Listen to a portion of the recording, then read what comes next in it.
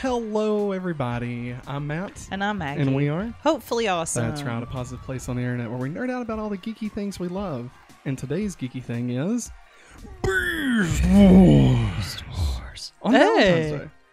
What's up, Jerriana? Hey, Jerriana. It's Valentine's Day, everybody. A day for love. A day for galentines.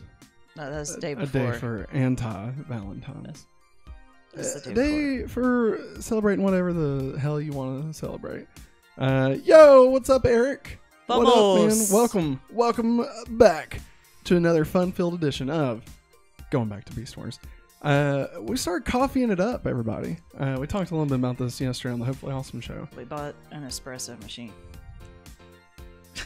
And finally figured out how to use it 4 weeks later. We figured out the coffee situation. Yeah, the trick is you have to have good tasting coffee. It doesn't matter how good the machine is. If the coffee you get is a $1.25 for like 4 pounds, odds are it's not going to taste that good. So, hey, we got it. Here we are. Mm-hmm. Here we are. Who would have thought? Speaking of who would have thought, this is Going Back to Beast Wars, our weekly podcast video rewatch where we talk about every episode of Beast Wars. We usually group them week by week. This week, we are covering episodes 18 through 21. 4 episodes. I would say mostly bangers. I mean, I didn't dislike it. Any. There's really. one in particular I loved. But yeah, I mean, the last one of the batch was.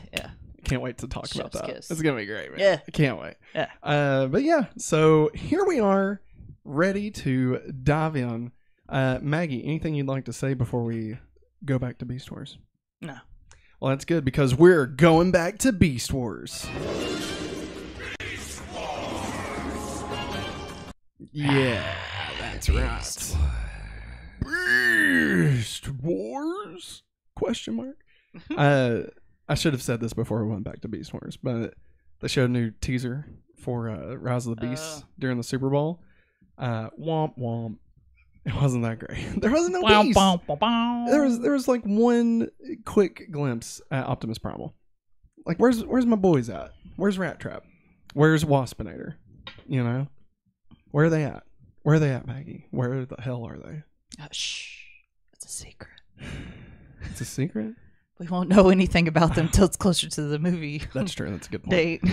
Can't wait. Can't wait to see how it all looks. But before we get there, let's go back to Season 1, Episode 18 of Beast Wars. Mm-hmm. Again, we are watching these in 4K, thanks to the YouTube channel Owl's Replay. Again, don't know who they are. Owl's Toy Barn. Are they real? Are they real? Is it like reboot? Is it like a Wario 64 situation where it's like, is it a bot? Is it a real person? Is it a group of people? Nobody knows. It's hard. No one can say. Who can say? The world may never know. If I could have one wish, it would be for $1 billion. But if I could have 2 wishes, it would be that Al's Replay would join us in the live chat and let us know that he's real. I bet he is watching. Maybe he is. Maybe he's you. Are you Al's Replay? I'm not that skilled, man. That's a good point. So remember, if you want to check that out, you can go over to Al's Replay channel. All of them look great. Or I believe the Beast Wars is available on Tubi, I believe, for free. So you could do that. Or Tubi. Get your DVDs out, or your Fox Kids VHS tapes, if you're like me. So let's get into it. Season 1, Episode 18, Spider's Game. Spider's Game. Hey. Yeah, it's Spider-Man. It's a great shirt, Maggie. Where'd you get that? Matt got it for me for Valentine's Day. I don't know how long ago. Only like I think we were 7 dating. years, I think. Weren't we dating? Mm-hmm. Yeah. I was like, oh, he bought me clothes. Hey, I know the way to a woman's heart. To your heart. To my heart. You get a Spider-Man t-shirt, and of course this year, keeping it alive, got you a Transformer toy. Which you may or may not get to see later. That's right. It's pretty great. So, episode 18, Spider's Game. Episode 18 overall.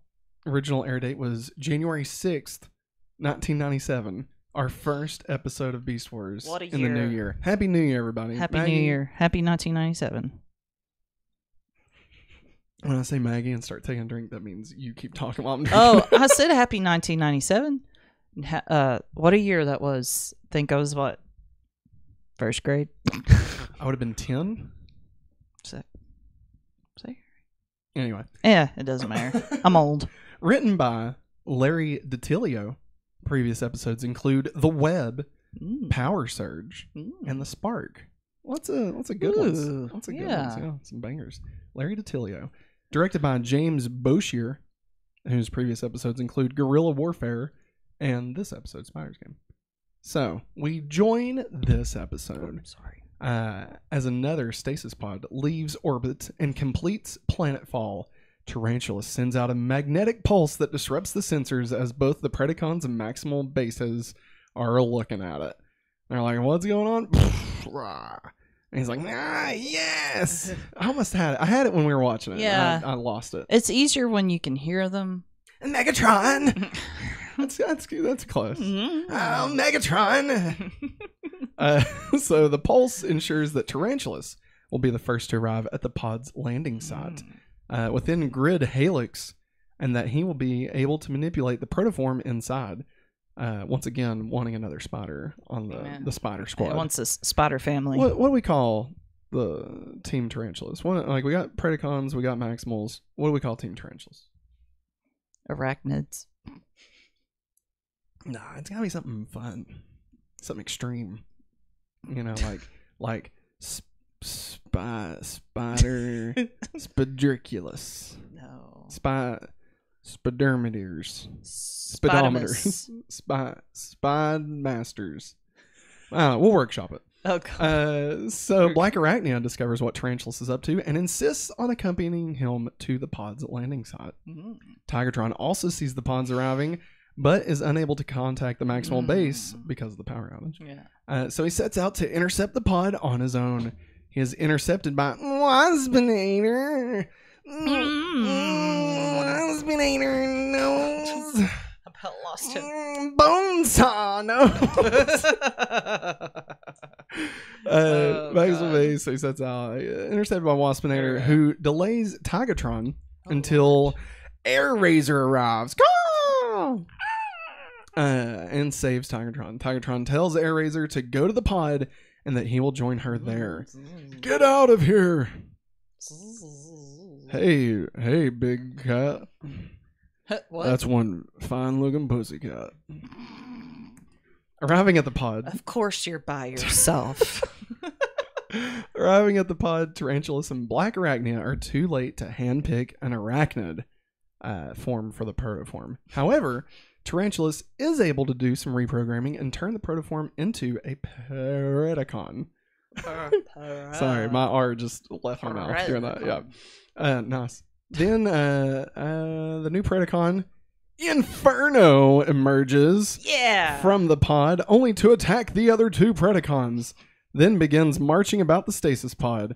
Tarantulas deduces that Inferno's beast mode is dominating his logic circuits, and he thinks that he really is a fire ant protecting his colony for the royalty! For the royalty! For the royalty! That sounds like a wrestler's catchphrase. Like William Regal? Yeah. Took me a second. I was like, wait. Do I know that person? I pulled that from somewhere. I don't even know. I don't even know where that That's why it took came me. from. So I was like, oh, yeah, who are this? But for the royalty. For the royalty. I love Inferno. He's just crazy enough to work. Yeah. You know? Like, he's got personality. Still, 20 times better than Scorponok. You know, I have said this since day one. Scorponok, boring. Just boring. Yeah, he's nothing. I think Scorponok says one sentence in an episode. He's like, I swear I hate him. But Megatron says... Yeah, get out of here, Scorponok. You're the worst. You're the worst, Scorponok. For the royalty. Or like, Scorpa sucks, am I right? Wow. That poor air horn. Still working. It's still ticking. So the new Predacon Inferno. I was trying to remember where it was. He really thinks that he is a giant fire ant protecting his colony, which his mind concludes is the stasis pod. Black Arachnia tries to fire on Inferno, but Tarantula stops her. Stop it, you witch! Saying he wants don't damage the pod! You I witch! was just trying to help. But if Megatron sees the pod... Oh, you're Black Arachnia. Yeah. You witch! I'm just trying to help. Help this! You're the one that made me like this. I could have been a cool mammal. Here comes my web! Out my That's butt. disgusting. Yeah, you think it's disgusting. I don't like you. You want to head No. back to my lair? No. You want to get down in, No. in my web sack? Fair enough. I am going to kill you one day. For the royalty! Oh, God. So, let's see. Air Razor arrives on the scene, only to be attacked and disabled by Inferno and Black Arachnia. While Black Arachnia uses this opportunity to make nice with Inferno and start to win him over, Tarantulas uses it to accomplish his real goal, stealing the stasis pod. This act enrages Inferno, who sets out in pursuit of Tarantulas, with Black Arachnia not far behind. Tigertron arrives and tells Air Razor to find Optimus while he pursues the Predacons. Nearing his lab, Tarantulas is caught by Inferno, who demands the return of the colony. Tarantulas ensnares Inferno in a web and is preparing to finish him off when Scorponok arrives and informs Tarantulas that Megatron wants the pod. And at this point, Matt said, God, just get him out of here. Scorponok, shut up. But before that can happen, however, Tigatron arrives and destroys the pod. His victory quickly turns sour as he is attacked by both Tarantulas and Black Arachnia, who inflict heavy damage on him. Megatron arrives on the scene shortly, and even though both of the spiders flee, Tigatron is still in trouble. Inferno breaks free of Tarantulas' web, enraged at the destruction of the colony. Impressed with the new guy's violent attitude, Megatron directs Inferno's fury on Tigatron. Yes. The Ant-Man. For me, the royalty. Yes. You are my royalty. The Ant is prepared to destroy the tiger, but Optimus, Primal, and Air Razor arrive and blow Inferno into slag. Slag off, Ant-Man. What in the slag is this? Megatron gathers up the parts of the Inferno and has him restored, while Optimus and Air Razor take Tigatron back to the Maximal base for repairs. Back at his lab, however, Tarantulas is lamenting the loss of the pod, revealing to Black Arachnia his beliefs that the planet they're on is doomed. From this, the Black Widow correctly surmises that Tarantulas was going to convert the pod into an escape shuttle, but is unable... making a spaceship? You're goddamn right, winch! To wrench any information about his motives for doing so out of him. That is Spider's game. Whoop whoop. Moving along. What'd you think? Oh, I like that one. Yeah. Let's catch up with the chat. Inferno. Also the tab. Let's see here, Eric. That's right. For the royalty. What stinks? I will say this. What stinks is that over the next few episodes, we don't get Inferno back. No, we don't. You know, like he's barely in it. Yeah. He's like barely in one shot, I think, when they're like carrying Megatron. But like we really, like we need him to keep saying, because there's another bit that he does. Yeah. That directly involves Megatron. Oh. And it's great, but I don't want to ruin it for you okay. because it's funny. I mean, it might pop up, and that's okay if it does. Yes, that's right. Eric. So that being said, there's something else everyone should know. And that is our... I don't know which button it is. Oh, no. I think I got it. This is either going to work or it's not going to work. Oh, boy. But the thing we're going to learn now is about our sponsors. This episode is brought to you by patreon.com/hopefullyawesome. That's right. At the $5 tier, you can have access to every episode we make ad-free and have your name listed in the credits of every video. At $10, you'll be able to get access to our all-new exclusive shows right here on patreon.com/hopefullyawesome.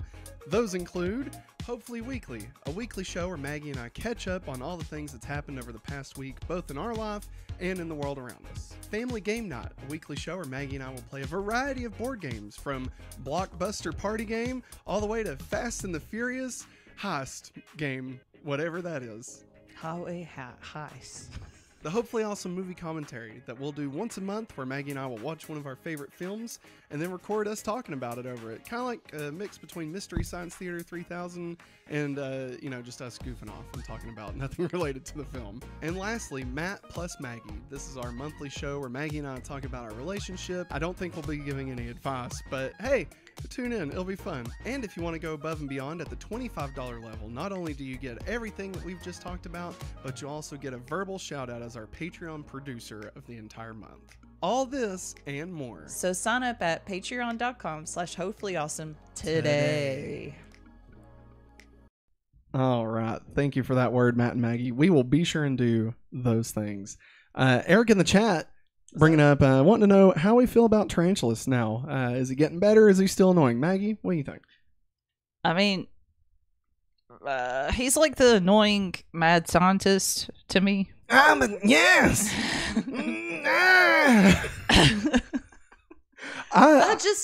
There's so many backstabbers in the Predacons. That's Predacons, man. That's what they do. That's all they know. They're predators. What do you expect, Maggie? There can only be one king of the jungle. Tigertron.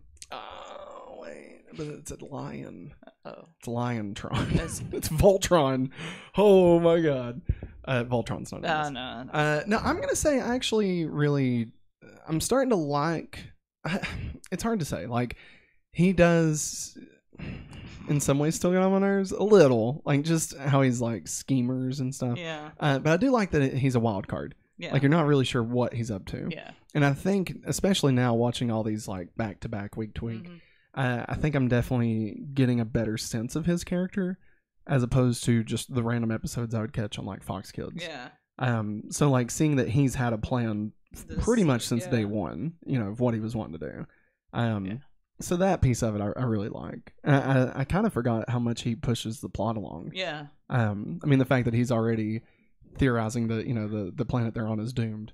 Yeah. Like that's. I mean, yeah. He's not that far off. No, he's not. So like, I definitely I like what he does more than his actual being. But I'm also not a fan of spiders.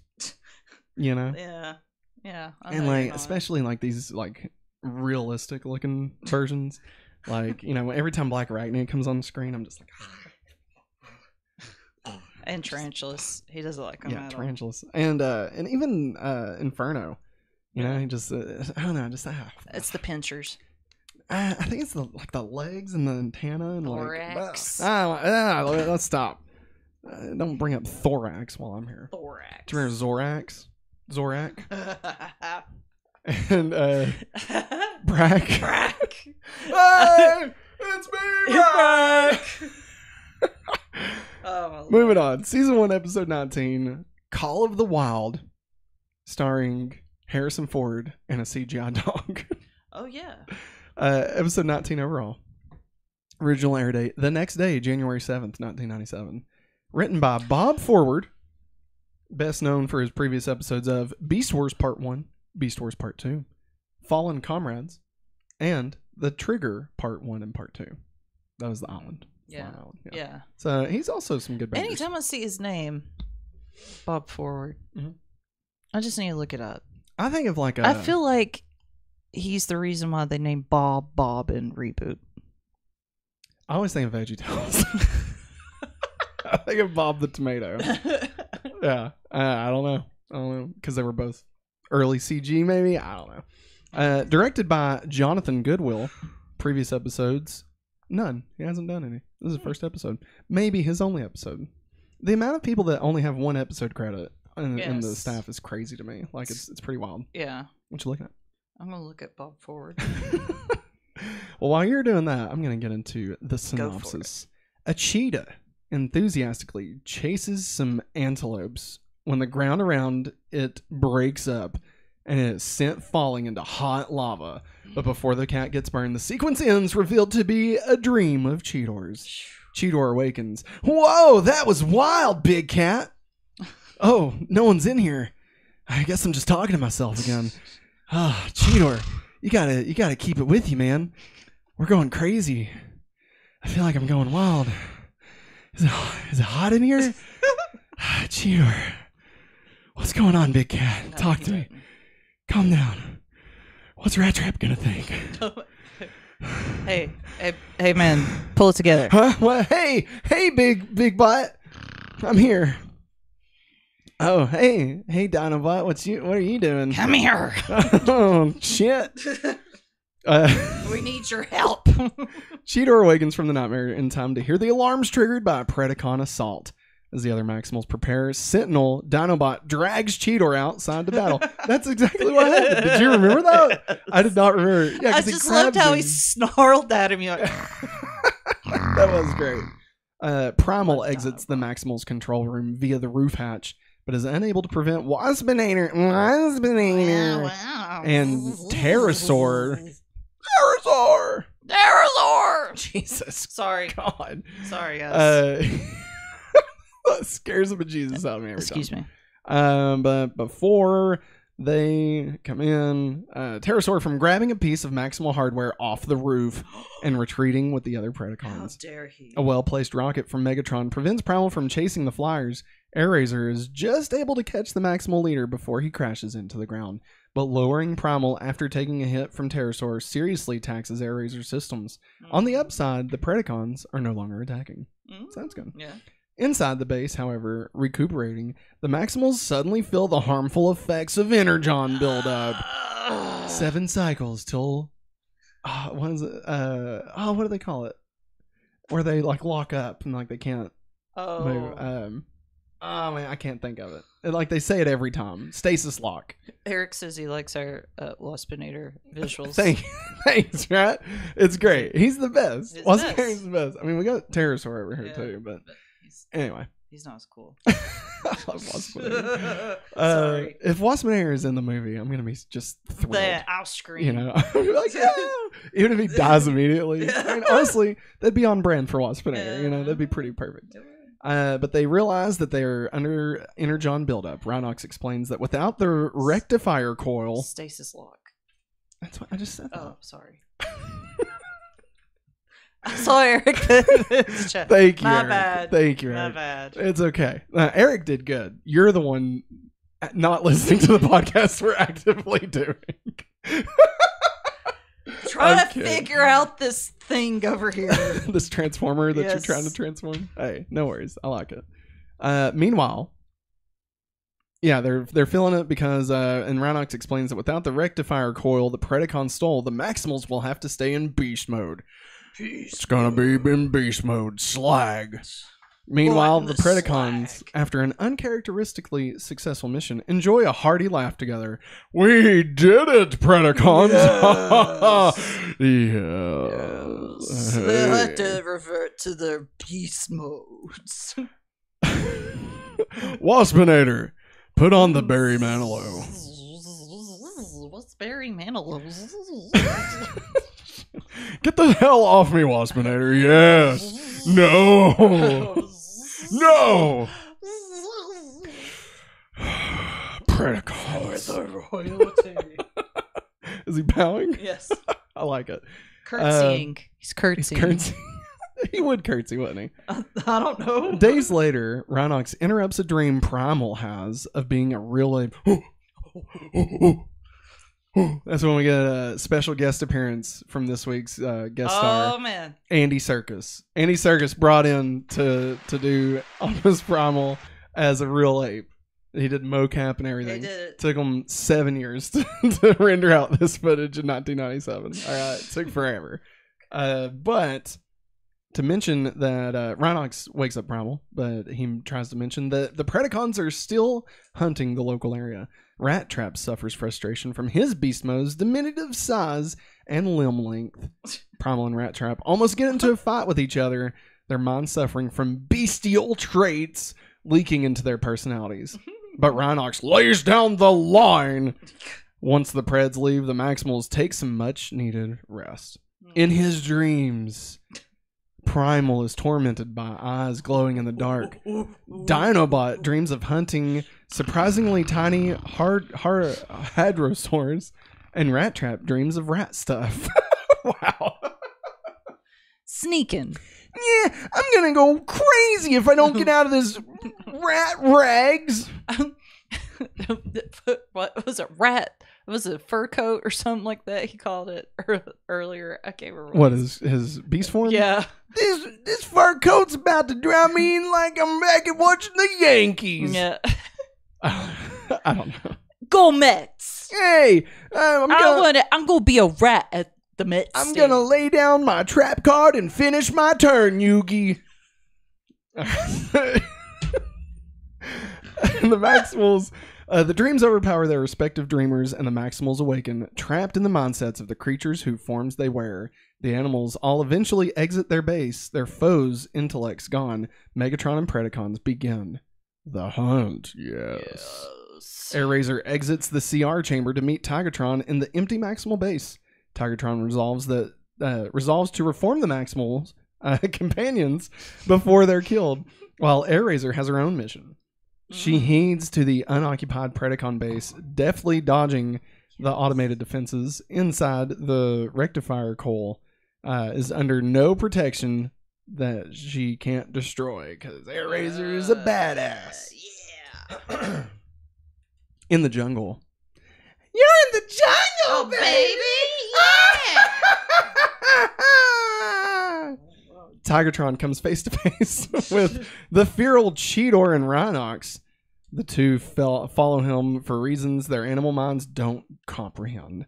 Next, Tigatron recruits the Primal Optimus into his party, and finally Dinobot and Rattrap.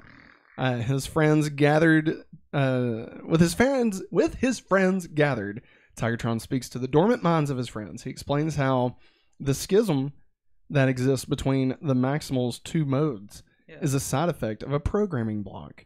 And as long as that programming exists, the animal and Maximal identifies will never reach cohesion. Now, embracing the beast within, the restored Maximals are ready to slag some bot. Yeah, I can get behind Let's this. slag some bot. Oh, I'm a rat. I'm a robot. I'm a rat. I'm a robot. That makes sense. I play Yu-Gi-Oh! I love hot dogs. Wow. Good job, Maggie. That was The great. espresso's kicking in, man.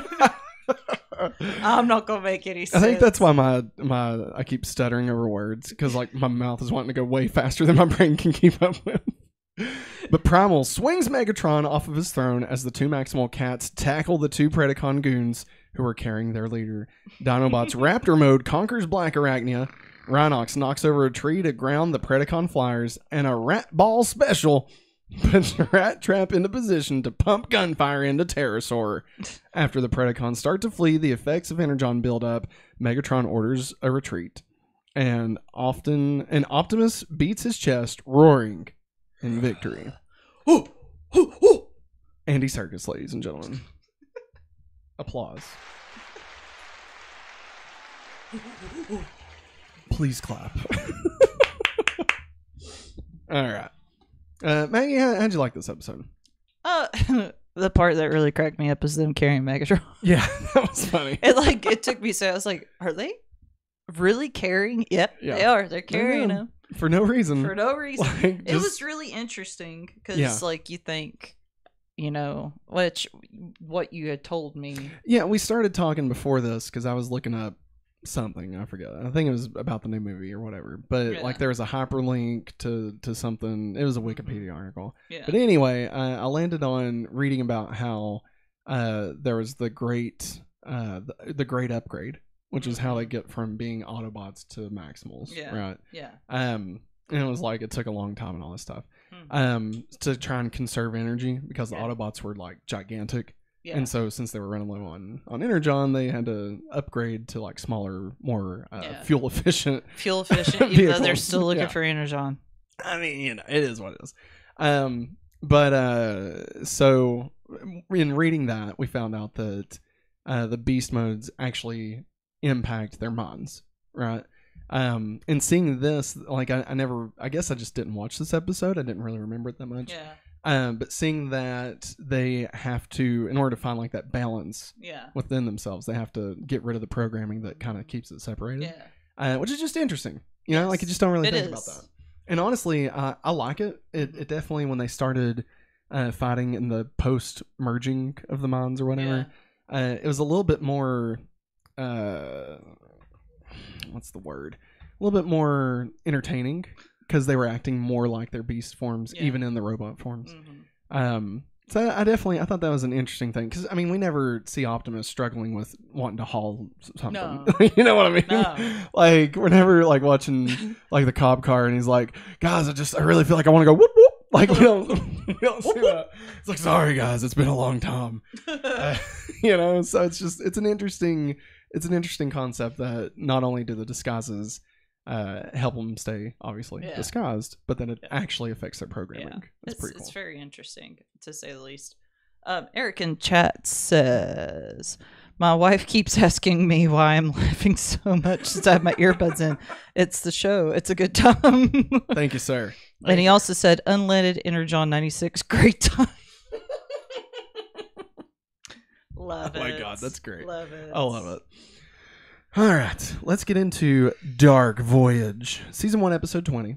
Episode 20 overall. I don't think I have a lot to say about this episode, to be completely honest. Original air date, this is the one where you'll see. The one where it's hard for them to get back. Yeah. Original air date was January 27th, 1997. Written by Samuel Warren Joseph. Previous episodes, none.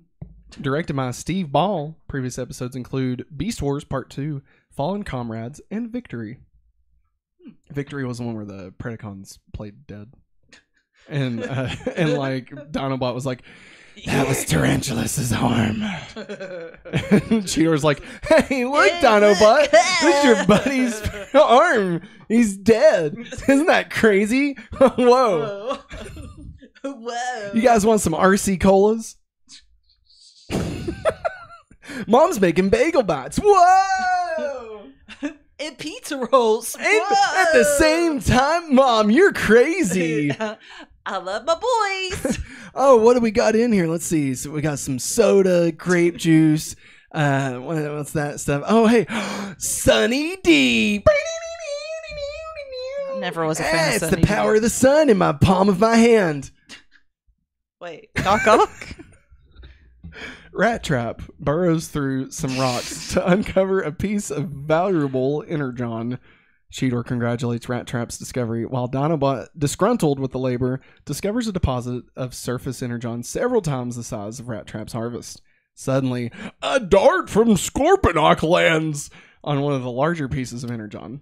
Rhinox recognizes the dart as an explosive and rushes to toss it away from the unstable energon. Why is it Rhinox second in command? That's what I'm saying. Rhinox, this episode plainly makes it obvious that Rhinox needs to be number 2, obviously. However, with the energon already fractured, there's no stopping the gigantic explosion. Once the fireball expands and rises into the sky, Scorponok and Waspinator are confident they've destroyed their enemies and return to base to report their conquest. In the aftermath of the explosion, the 4 Maximals have all survived, but because of energon poisoning, all of them have lost their sense of vision. Smell. Vision. God, can you imagine? Oh, jeez, Rhinox, I can't smell a thing. It's. I bet you can smell this, big cat. That was a fart. I know. Cheetor, Rattrap, and even Dinobot panic and fret until Rhinox puts his foot down and gets his team moving in hopes they can overcome their disability and reach home, or at least avoid being easy targets, especially since they must reach an R chamber before the energon poisoning extinguishes their spark in 60 cycles. In an hour. That's 1 hour. Yeah. But the cycles, there's never really like a real defined. Like sometimes they call them mega cycles, can be a day. Other times microcycle is an hour. Like nobody knows. It's all bullshit. 2 months. 2 months. 2 months. It's 2 brothers. 2 brothers. In the Super Bowl. Rhinox, at the front of the train of blonde Maximals, comes to a sudden stop, causing the Maximals behind him to bump into his large posterior. Dinobot hops. Derriere. Dinobot. God dang it. I can't talk today. Dinobot hops back onto his feet and onto one of Rattrap's. And onto one of Rattrap's as well. Rattrap's feet. Yeah. Rhinox silences the group so he can use his ears to detect if something is near the group.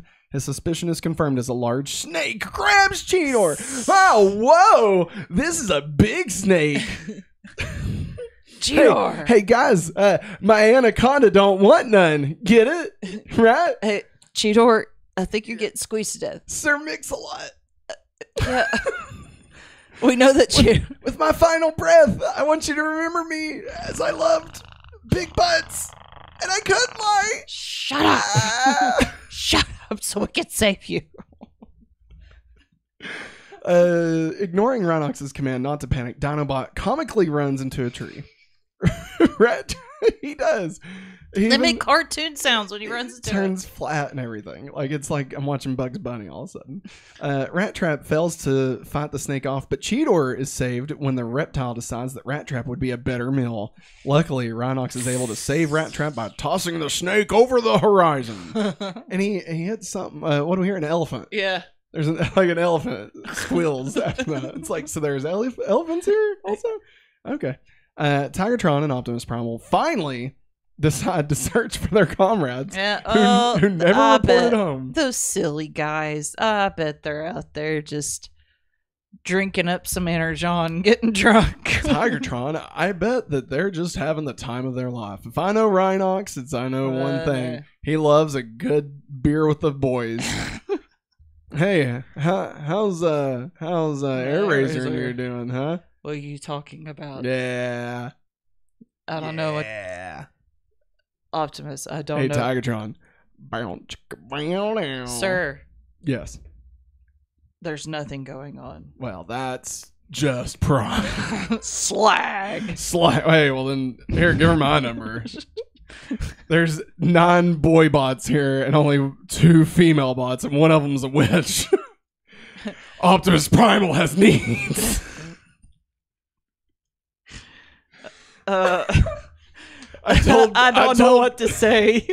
I told Cheetor I was wanting some pussy, and so he became a cheetah.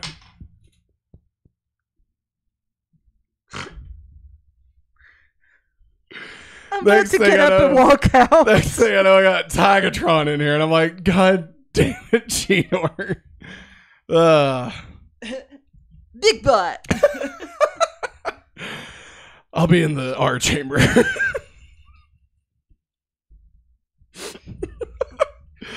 You better be careful doing that. You're going to go into stasis lock.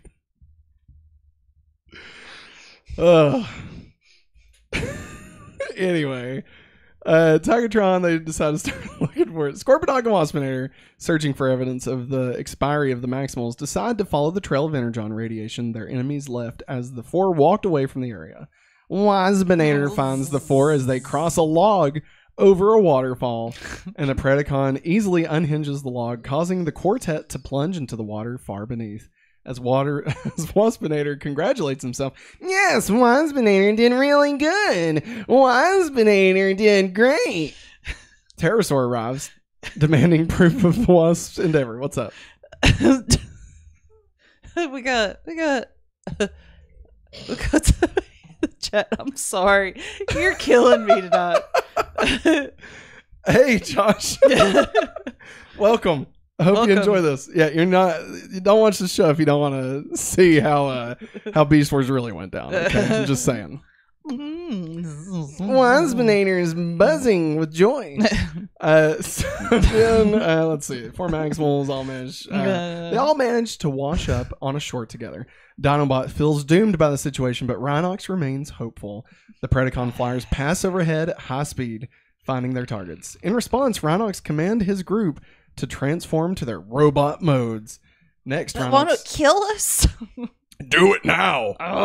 Rhinox instructs the group to imagine the targeting grid from their training. Close your eye. Close your eyes, Cheetor, and imagine your targeting training. Do you see it? Can you feel it, Cheetor? No, big butt. Do you feel it now? No. How about now? Sir. That's a big bed bug. Using all his senses to extend his sensory awareness, Rhinox gives directions for Cheetor, Rattrap, and Dinobot to aim their weapons. Terrorsaur is hit, and the sound of fire alerts Tigatron to the missing group's location. Another quick shot from Rattrap brings Waspinator down in flames. Waspinator can't believe he was hit by a blind mouse, but... They can't see. Oh, Waspinator. Never live this down. The Maximals in flames as well, leaving the Maximals victorious despite their handicap. Before they can celebrate, the three gunners fall into stasis. Being in robot mode for just a few extra minutes accelerated the Energon contamination to near lethal levels. Having transformed in reaction to the sound of something approaching, Rhinox loses consciousness as well. Luckily, the sound was Optimus Primal, who retrieves the group before their sparks are extinguished. Sometime later, in the Maximal base, Rhinox exits the CR chamber and sees his comrades, literally, as they have all been cleansed of the Energon poisoning. Rattrap and Cheetor thank Rhinox for getting them as far as he did, and even Dinobot commends Rhinox's leadership. For his part, are honorable.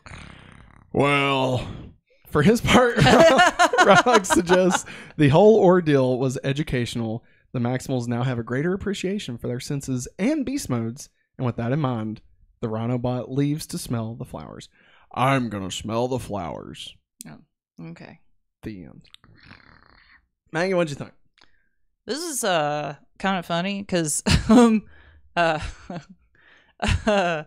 the where they're in the jungle and whenever they said they couldn't see, I was like, I guarantee it. There's going to be a part where it shows them all holding each other's tails. Yeah. And guess what? There it was. There it was. They was all holding each other's tails. It's funny. Yeah. I gotta say, I will say one thing I liked about this. I don't have a lot to say, but I did like that they, kind of talked about, blindness. Yeah. And showing that there's still capabilities. Yeah. I don't know. I think that's a good thing for kids to see. Yeah.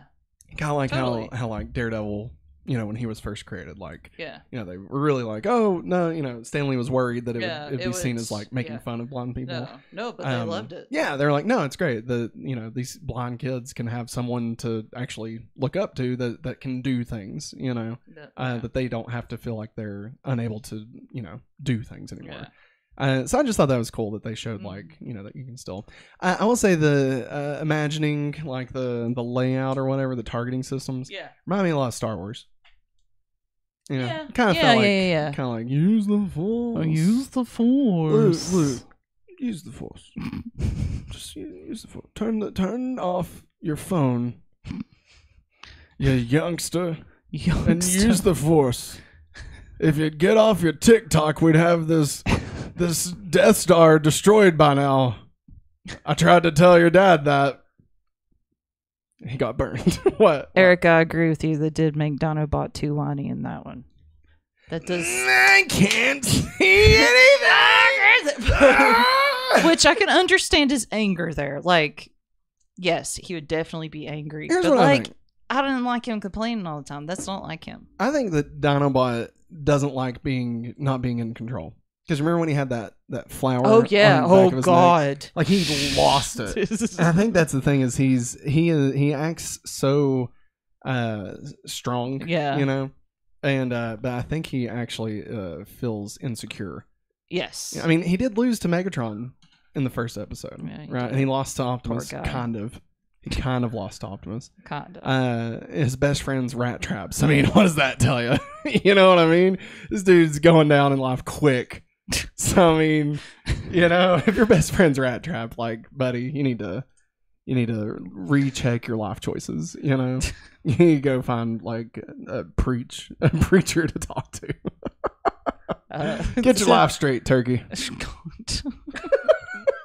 God. But yeah. Anyway, anything else you would like to say about that episode? No, I'm trying to get Waspinator terrorized. All right. So Sorry. moving on. Sorry. This is the best one. Yes. Of the group of episodes this week. This is a fantastic episode. I love this episode. And honestly, did not remember this. Did not remember this happening. Now, again, Beast Wars was my first step into the Transformers lore. Mm-hmm. So that could be why I didn't really remember this one. Or may have just been one that Fox Kids was like, nah, they don't need to. They don't need that. Let's cut the one where they're blonde, and let's cut the one with a special guest star that's fantastic. Yes. Literally, jaws dropped while we were watching this. Fantastic. So this is season 1, episode 21, Possession, episode 21 overall. Original air date February 3rd, 1997. 2 days before my birthday. Hey. I think this might have actually been the year I was going to have a birthday party at Skate City, and it snowed. So the got canceled, but I got all the money, and so I went and bought a bunch of Power Ranger toys at Brindle's. And it was awesome. Honestly, it worked out for the best. I got the Tiger Zord. Hey. Not a bad day. Not a bad day at all.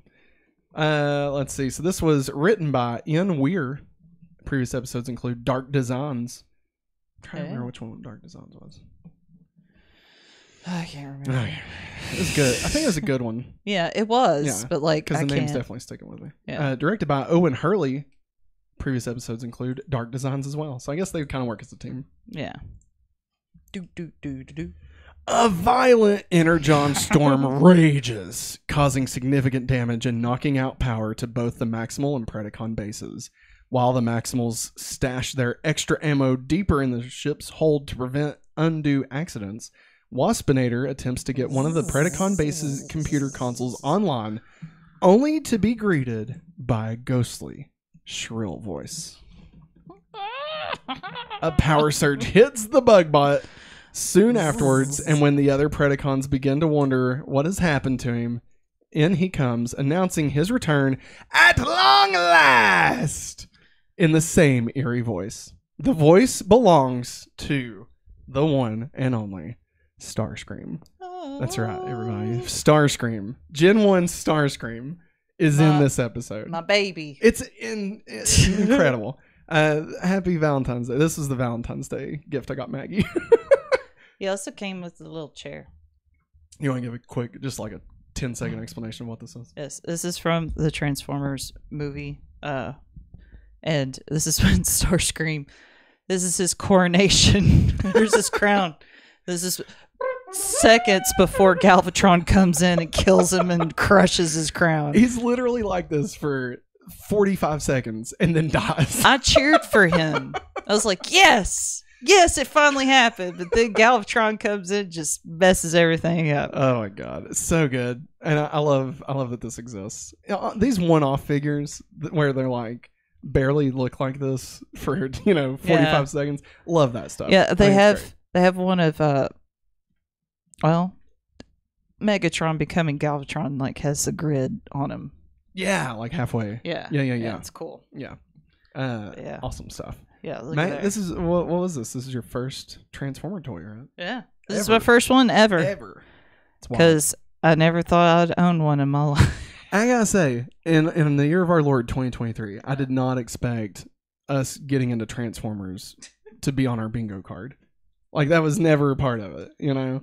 But it's fantastic. I love that this has happened. Like, I mean, obviously, I have a history with Transformers, but like, for us to have gone into it so deep, like the fact that we're getting you the expensive Transformer toy, like, it's a great time to be alive. What a time to be alive. So the voice again belongs to Starscream, Air Commander of the Decepticon forces and second in command to the original Megatron, whose spark had been tumbling through time and space for an unknown number of years before settling within Waspinator. As he puts it, he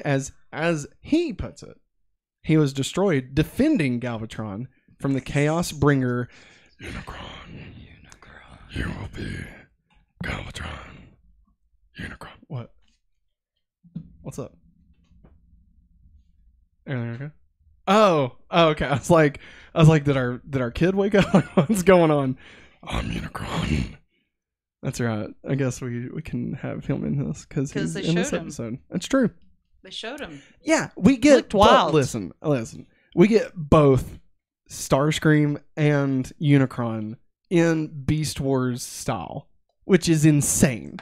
Not something I was expecting when we started this rewatch. Loved it. I was so happy that we watched the movie when we got to this, because how great is that? And also, who else better to embody Starscream but Waspinator? Because he already lost his mind once. Started talking about the Autobots and Decepticons once, and Black Arachne is like, He's talking about the Great War.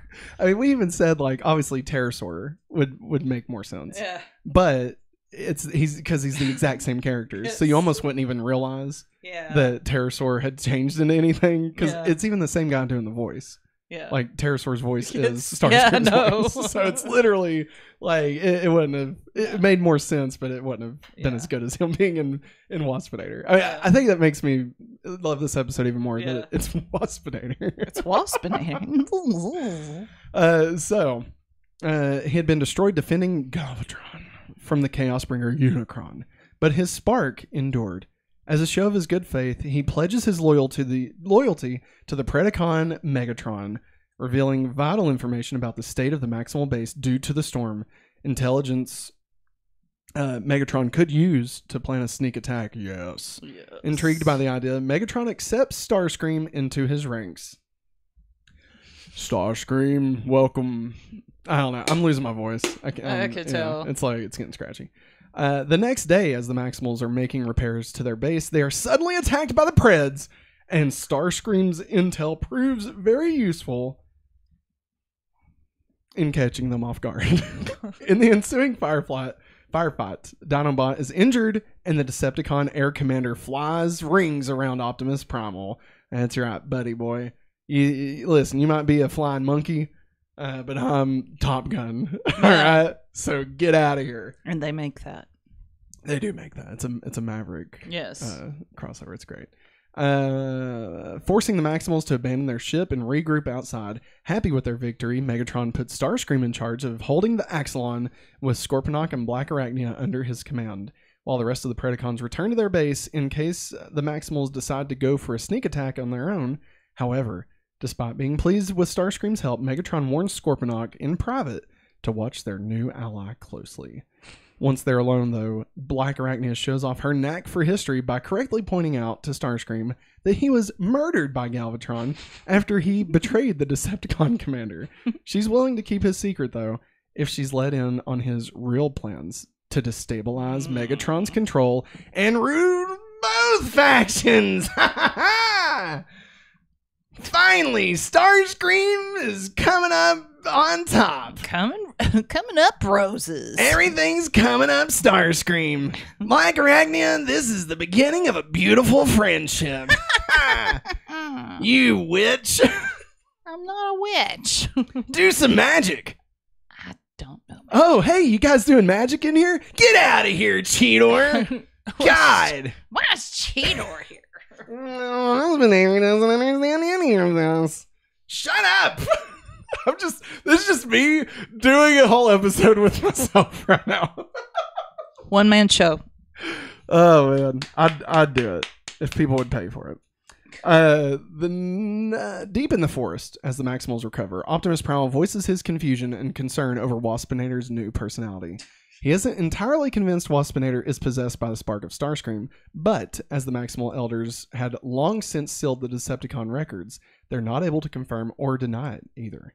Fortunately, Dinobot's as much of a military history buff as Black Arachnia is, commenting on how Webster's Cybertronian dictionary has pretty much replaced all definitions of traitor with Starscream's name. Nice. I don't remember that. I don't remember him saying it that clearly. I think it's interesting here. Like, we're gonna pause for a second. I think it's interesting that the only people that have a knowledge of the past are the Predacons. Yeah. And like the Maximals have been kept in secret. Yeah. Or like in confusion or whatever. Because the Maximal Elders kept it from them. So I mean, it's just interesting. Like, if the Maximals are the good guys, like, they would know everything. Like, why are they not allowed to know? Yeah. You know what I mean? It almost makes you think, like, can anybody, is good always all good? Or like maybe there's more at play here than we even know. Maybe there's more to this story than meets the eye. Transformers.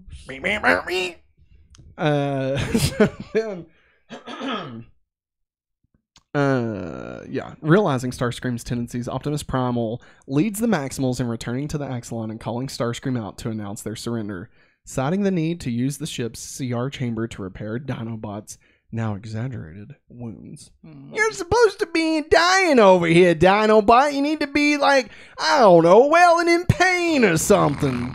Shut up, you rat. Yeah, I'm gonna shut you up. I complained in the last episode. You listen here, Dinobot. Alright? If you don't start acting up good, I'm gonna crawl up your butthole. The Mets are gonna lose tonight. I'm doing it, Dinobot. I'm gonna wait till you're asleep. And I'm climbing up your butthole. You pesky. God, I'm losing my voice too. You better like your rooms tonight, Dinobot. Because I'm climbing in your butthole. You unhonorable.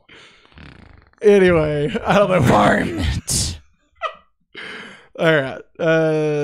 Feeling generous, the Decepticon Air Commander allows Optimus and Dinobot to come on board, but as predictably as not follows day, betrays them and strips Optimus of his weapons and locks him up in the hold as soon as he steps on deck. With their leader now his prisoner, Starscream orders the other Maximals to attack the Predacon base. Over the token objections of Scorponok, who is then blasted away by Starscream and Black Arachnia. Megatron said that we should only do what we need to do here. Ah, so you're the weasel this time, huh? I know the likes of you. You remind me of Soundwave, but not nearly as cool. Scorponok, more like Scorpus sucks. Am I right, Black Arachnia? Yeah. Hey, what are you doing later? No. Do you want to go, like, check out some Energon? No. I mean, what if we, like... Why can't you all take the hint? I am not interested. There's all dudes here, though! I'm reporting you all to HR. Can you imagine the Predacons HR department? Like, I want it to be, like, just... the most boring place. That's what I was thinking. Kind of like looks like how it does in Severance. Just plain. Yeah. That'd be great. You just see them sitting in the chairs, waiting. Yeah. That'd be awesome. Like, Waspinator this is the seventh time Tarantulas. Waspinator has like a shirt and tie on. Yeah. You know. Waspinator didn't mean to sexually harass anybody. Waspinator doesn't even know what sexual harassment is. You took the class. Rattrap was the one saying he'd crawl in my butthole. Oh my lord.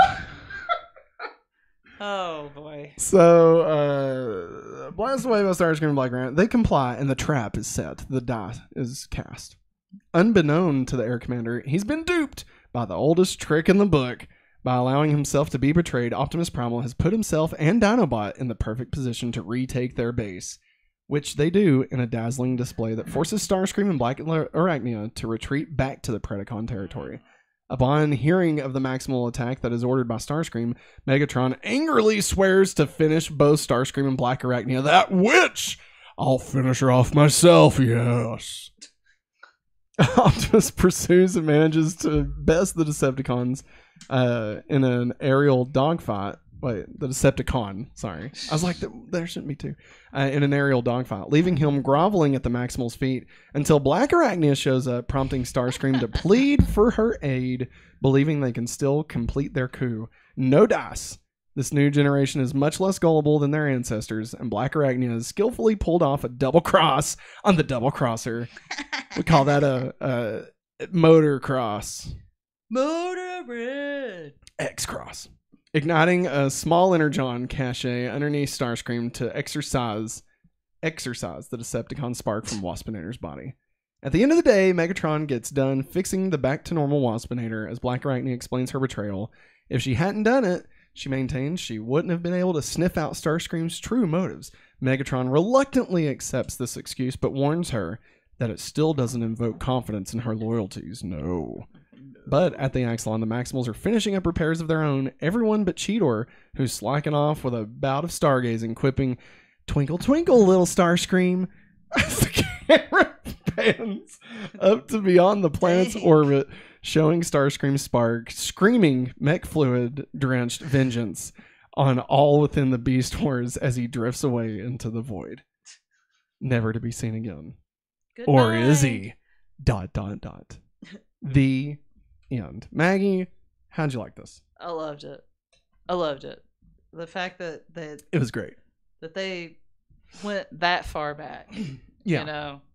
And I mean, it's one thing when they like reference it, when they like mention the Great War or somebody's name, but to actually have a character come back. Yes. And especially one as defined as Starscream. Yes. You know, like it's just so good. And it like permanently places this in the Transformers universe. Yeah. You know, I mean, definitely. there's no question. Is this a reboot? Is this a new timeline? Like, no, this is straight up the same continuity as the 80s, which is, you know, if this show had come out now, I think people would have lost their minds. Oh, yeah. It would have been great. You know? Oh, yeah. Definitely. So, especially with like, you know, all the universes we're getting like in all the movies and stuff. Yeah. It's just, I think this definitely helped kind of build out the universe of Transformers for sure. He looks beautiful. I love it. I love that we got Unicorn here too. Unicorn. Maggie, it's time for the countdown to Beast. Transformers Rise of the Beast releases in 17 weeks. 17 weeks until the Beast will rise. That's right. We're getting closer every morning, every moment, every morning. Every morning, Unicron is waking up on my bed. I got nothing. So now, everybody, it's time to get into our segments. Of course, this is Eric's favorite part of the show. And mine too, if I'm being honest. The segments are the main reason we did this. Yeah. So let's get into war. What is it good for? What is it good for? Absolutely nothing. Say it again.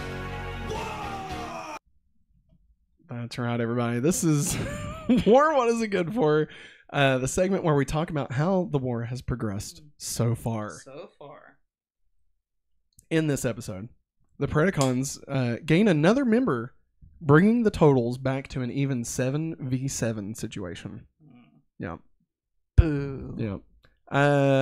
Next, that's it. That's everything. That's it. That's how the war progressed, guys. You know, in the next, doesn't matter if they got blonde. well, I mean, it ultimately ends up nothing. Now, I will say the merging of the beast modes, that does come into play in a future segment we're gonna do. So no worries. So now let's talk about all the people that have joined the Beast Wars this week. Welcome to the party, pal. That's right. So we would like to welcome to the party the Predacons, Inferno, and Starscream. That's right. Inferno joining the party. Maggie, like we said earlier, we got pretty much one episode with Inferno. He made a little cameo in another one. But how we feeling about Inferno? I like him. He's Fun. wild. He's fun, right? For the royalty. Yeah, he's the wild card, I think. Like, How you like his look? he's a fire ant. Like, he's red. I like how he how he's got like that propeller on his back. Yeah. Yeah, that's cool. Yeah, I think that's pretty cool.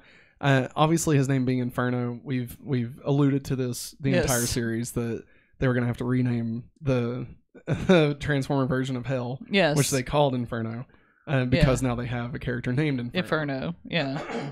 Which one of the Maximals said something about Inferno yeah. after. Yeah. Yeah, there was theories, and I mean nothing concrete, but in the Transformers wiki I was looking at, it said that maybe some of these episodes were out of order, and like because I think it was in the Beast Call of the Wild. Yeah. I think it was that episode that they mentioned it. Yeah. Or maybe it was the Dark, where they had to The Dark Knight.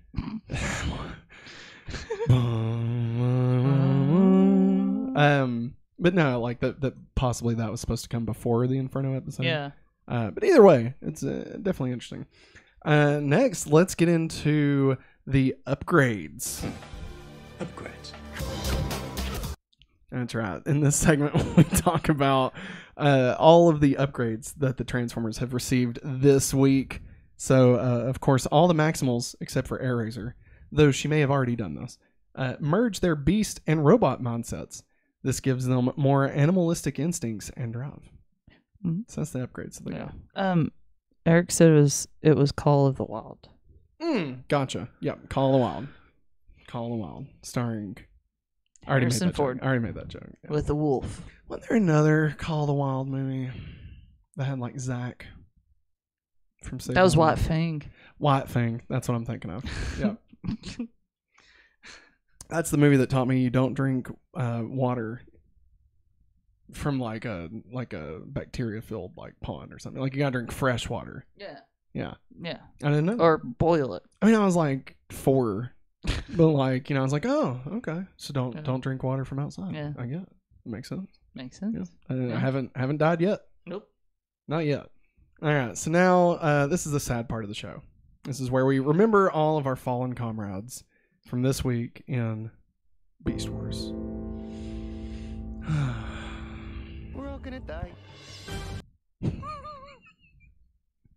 So this week, of course, we lost Starscream again. He joined the Beast Wars and left just as quick. As easily as he arrived, he left. Never easily he had a coronation. He is gone again. He was gone again. And we got Buzz Boy back. You know what I mean? Yeah. Which, I mean, Maggie, if you had to pick one or the other. How dare you? It would be Starscream. It would be Starscream. I mean, yeah. But for this show, it'd be Waspinator. Waspinator can fly too if given the chance. That's not even anything. That was no one's voice. All right. Next segment. Let's get into some words of leadership. You know, it's all the fun things that they taught us this week. You can tell that I'm looking for it because I can't find the button that talks about what I'm talking about, Maggie. That's why I'm still wise words here. from Optimus Primal. It's not on here. Slag. Is it anywhere? What in the slag? Maybe I don't have this. I did it before. It is pretty funny, Eric. Oh, okay, I got it. I forgot what it was called.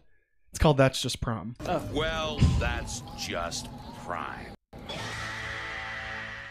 Yeah. That's just prime. Is it bad that I forgot the name of our segment? There's so many. Well, there's like 15 segments. I mean, in it doesn't show. help that I also said wise words from Optimus Primal. It probably didn't help. I still haven't labeled them all. Like I've got the words, but like I need my little icons. You know? Yes. I just haven't put the time and effort into that yet. So words of leadership this week. Eric knew it. That's just prime. Thanks, Eric. Appreciate you, man. So words of leadership, episode 18. This is you. You'll have to do this one. There you go. Ew, another insect. How depressing.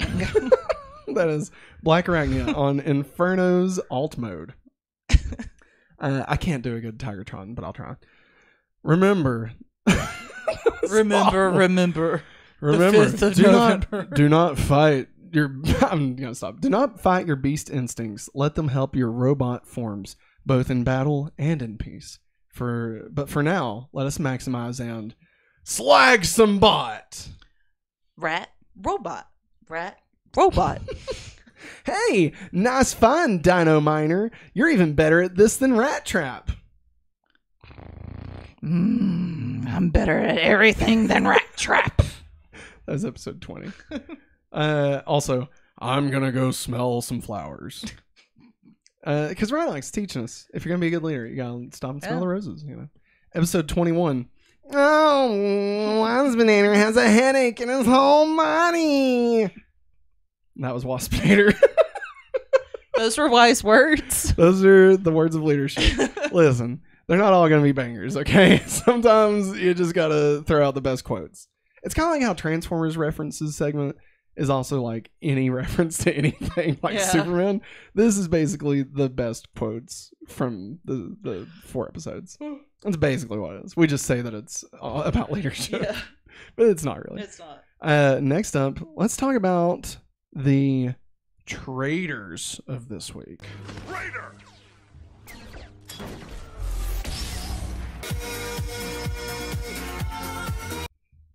I love it.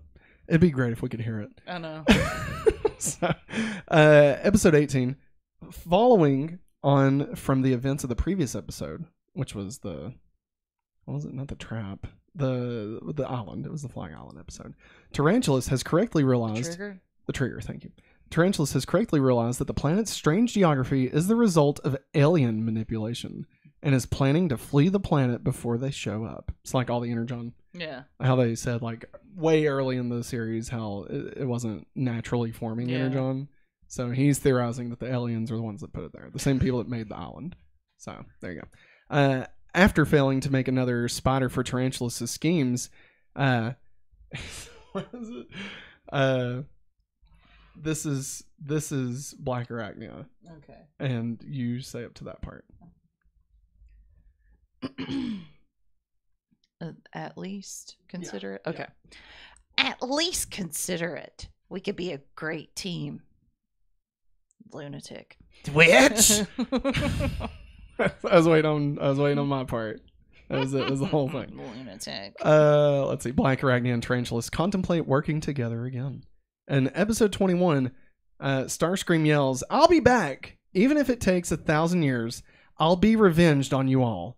I'll be back, even if it takes 1,000 years. I'll be revenged on you all for 1,000 years. Be careful. I'll revenge you for 1,000 more."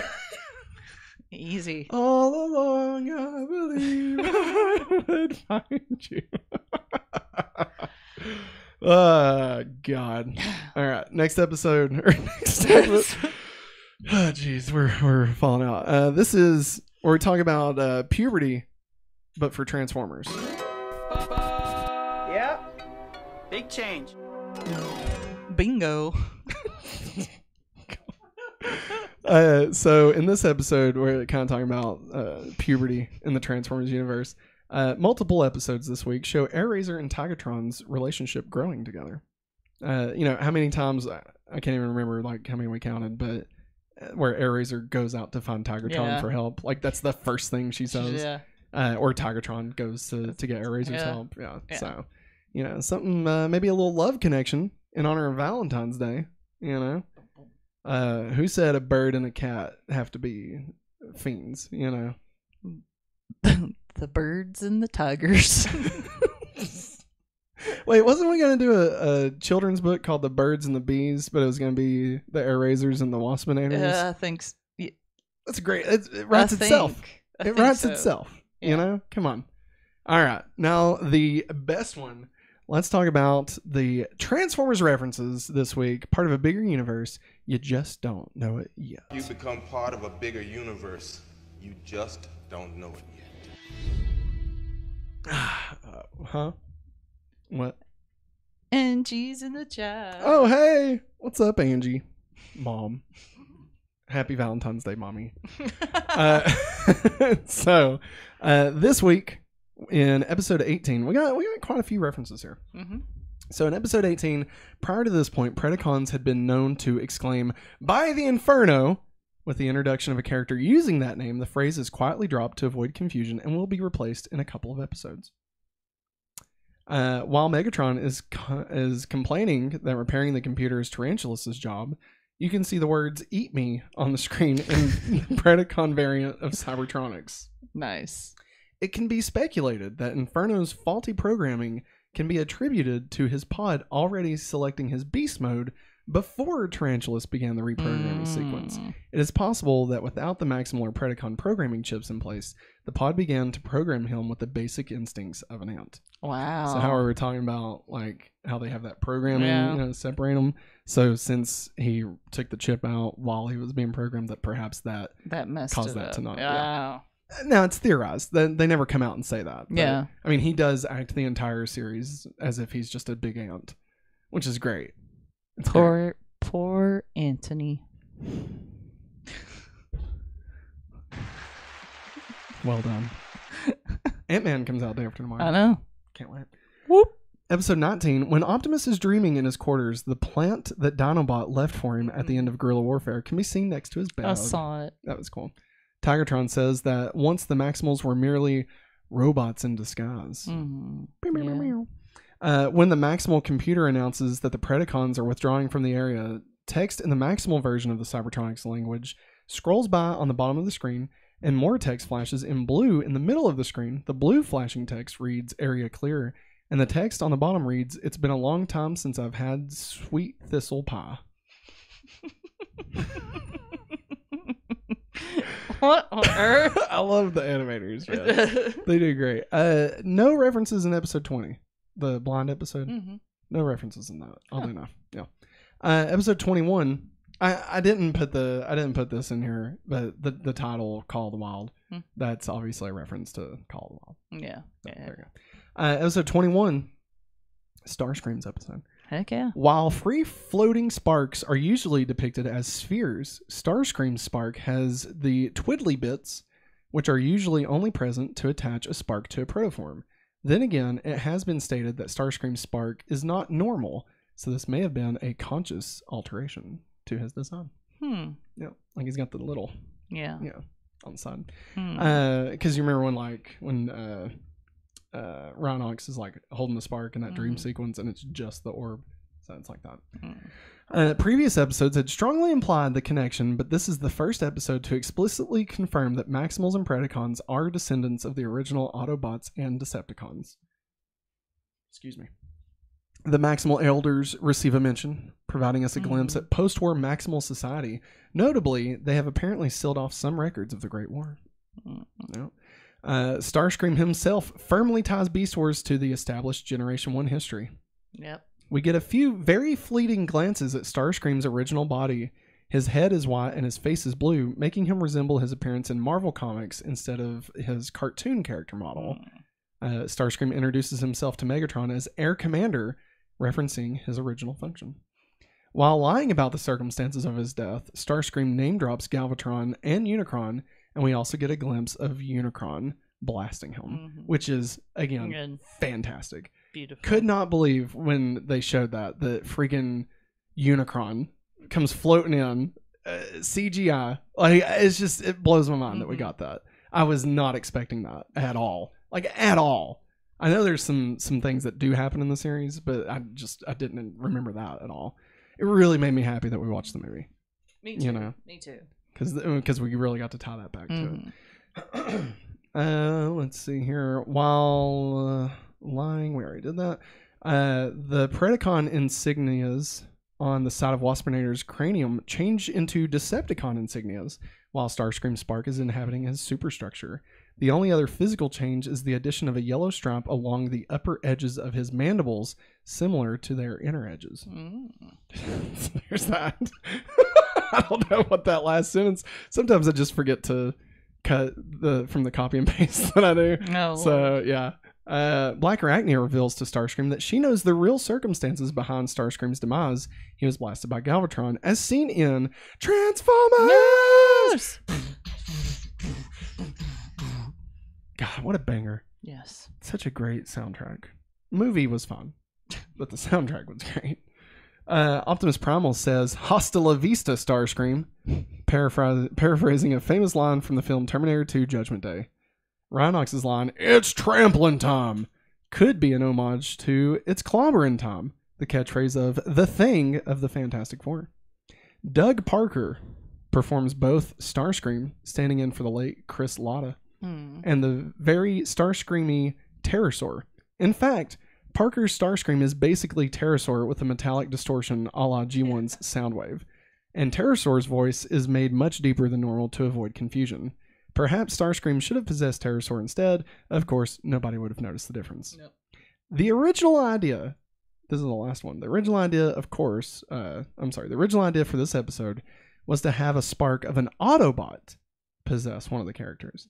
The idea was abandoned early on because a model of Starscream had already been made for the episode The Web. That's the one where Cheetor has that flash of the future. Yeah. And so from where they'd already designed Starscream that flies by, they're like, oh, well, let's just make it about Starscream. Yeah. Honestly, I'm glad. Yeah. You know, who are we going to get? You know? You're going to get, like, what? Like, Jazz. You know? Ironhide. Like, nobody wants to watch that. Who's he going to possess? Rattrap? Can you imagine Rattrap thinking he's Ironhide? Get out of here. Get out of here, kid. You stink. Me Grimlock. Let him possess Dinobot. See what happens. Did we do a new segment tonight? I don't think we've done puberty. Oh, I don't think we have. I think you're right. Good call, Eric. Thank you. I made all of these at the same time. Yeah. And so I've just forgotten It's which just ones we blurred actually together. used. It has. I was like thinking, I think we haven't done this. Yeah. Am I crazy? It's a good one. Yeah. A lot of, well, that one and the drugs, but it's Energon. Both are taken straight from going back to Smallville. But I just changed it to Transformers. Which is great. Yeah. All right, Maggie. Let's talk about next week on Beast Wars. Next time, Gadget. Next time. Yeah. That cat is the best part. Because he goes, next time, Gadget. We did that just because they sounded like that. Yeah. Like, that's the only reason we use Inspector Gadget's Time, Gadget. All right. Next week, everybody. This is a fun one. I hope you're all ready. We've got 5 episodes we're watching next week. That is episode 22, The Low Road. Episode 23, Law of the Jungle. Episode 24, Before the Storm. Episode 25, Other Voices, Part 1. Episode 26, Other Voices, Part 2, a.k.a. the Season 1 finale. We have reached the end of Season 1 next week. And I gotta say, Before the Storm, Other Voices, and Other Voices, Part 2, all 3 kind of go together. Okay. And it is a cliffhanger. I'm not gonna lie to you. Oh, man. Other Voices Part 2 ends, and I'm so it's sorry. great. That was, remember how I said when we first started this that I had recorded several episodes of an arc, and like that I would watch that tape over and over again. And it starts with Before the Storm. Oh, okay. And it ends like 5 or 6 episodes into season 2. Gotcha. So like it's one story thread for like 10 episodes or something. I may be exaggerating. It might not be that big, but it was several episodes. Eric agrees with you. Yes, completely agree. Completely agree. From this moment on, I feel like they're like, okay, we've nailed what the show is. Now let's get cooking. You know? Yeah. And like they just start diving more into their own stuff, building their own lore. More characters get added. It's honestly like it feels like they are. Wow, it feels like they're almost whoever was like producing it is like, oh, okay, well you all did this successfully, so here you get a little bit more freedom to do whatever you want. Yeah. And that's probably why they were able to use Starscream as much as they did, because Hasbro was like, well, the toys are selling good, so I guess just keep doing whatever you're doing. Keep on doing it, guys. Yeah. I'm so excited to get into season 2 and 3 because there's some call outs to previous stuff that I didn't get the first time through. Yeah. So I'm really excited to like really understand. Yeah. There was one in that Wikipedia article I was looking at that it reminded me like, oh yeah, I forgot that this happens, and it's great, Maggie. Like you're gonna dig it, but I can't talk about it. Future spoilers. So dang it. That is it. That concludes Going Back to Beast Wars. That's right, everybody. This is the end of the show. We've made it. We talked about all of it. It kind of went a little bit longer than normal, which is okay. I mean, we were some fun hyped up episodes. on some espresso. So. That and I mean the Starscream episode. Yeah, you know, it was beautiful. But it was fun. I had fun. Did you have fun, Maggie? I had fun. Yeah. I could just show off my first transfer. So yeah, next week, of course, we've got 5 episodes. We will be back here at 8:30 on Tuesday going back to Beast Wars. Tomorrow night, we'll be live again with Going Back to Smallville, where we will be talking about the episode that I can't remember, but it's the one where Lex's... Visitor? No, it's not. No, is it? No, it's the one after Visitor. It's Lex's girlfriend. Her ex comes back into town. What is it? And Lana fights a dude. like a prep guy. I can't remember. It doesn't Anyways, matter. that's what we're going to talk about tomorrow night. I think it's season It's 2, our- episode 20, I believe. It's our first going back to Smallville live. First going back to Small Love, that's true. It's going to be interesting. I think we've got it kind of under our belt with going back to Beast Yeah. Wars. But we do go a bit more bonkers on that show. Yes. So it'll be interesting to see how that goes. Also, next Monday, again, we will be back 8:30 with the Hopefully Awesome show. So definitely come check that out. Remember, if you would like to get this show ad-free or the audio version, you can head over to patreon.com/hopefullyawesome, where you can support the show and help keep the lights on. But if you have no dollars to toss our way, that is no big deal. A simple like, subscribe, comment goes a long way to help appease the YouTube algorithm to help us grow. So we greatly appreciate everybody for stopping out tonight. Eric, thanks for coming by. Jerriana, Angie, Mom, Josh. and Josh, welcome to the live show. Yeah. I'm so sorry you had to experience that. But no, it was great hanging out with everybody. Eric, I see in the chat saying, great show. Thank you. Hasta luego. Hasta luego. Thank you, sir. We will see you next time when we go back to Beast Wars. But that's going to wrap it up for us, everyone. Thanks for watching. And as always, Have a hopefully awesome day. maximize. Beast Wars. Terrorize!